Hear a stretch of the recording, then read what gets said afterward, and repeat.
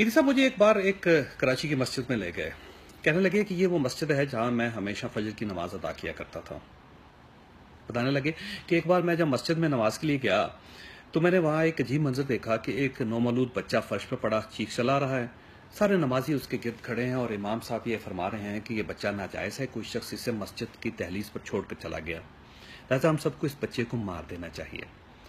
मैंने जब ये सुना तो मेरी आंखों में आंसू आकर मैंने इमाम साहब से कहा कि इमाम साहब, आप एक इंसान के बच्चे को मारने का फतवा कैसे जारी कर सकते हैं?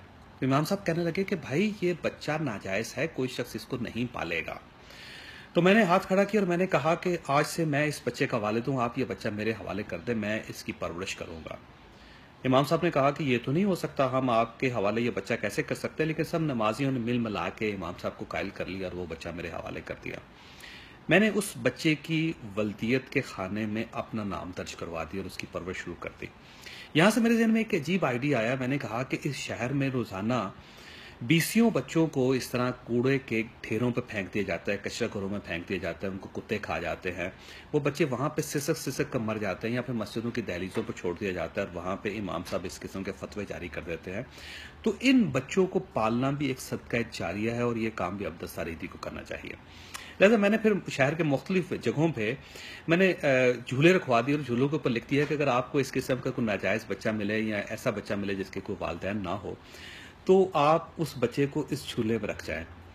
तो ईदी साहब कहने लगे कि मैं अब तक 22,000 ऐसे बच्चे रिकवर कर चुका हूं और उन बच्चों की परवरिश कर चुका हूं और इन बच्चों की वल्दियत के खाने में मेरा नाम अब्दुल ईदी का नाम दर्ज है। और ये 1999 की बात है जब उन्होंने ये फरमाया था।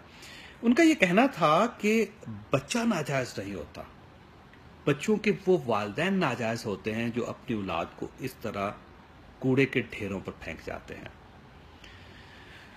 मुझे उन्होंने उस पहले बच्चे का नाम भी बताया और ये कहने लगे कि ये बच्चा जब मेरे पास आया तो मैंने इसको आला तालीम दिलवाई और इसके बाद अब ये बच्चा एक बैंक के अंदर सीनियर वाइस प्रेसिडेंट है।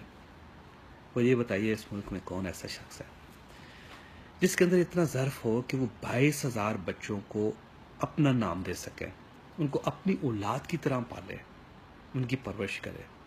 और एक ऐसे बच्चों को जिनको वालिदैन नाजायज समझकर कूड़े के ढेरों पर फेंक जाते हैं। मेहरबानी फरमाकर अपनी हर नमाज में अब्दुल ईदी साहब के लिए दुआ जरूर कीजिएगा।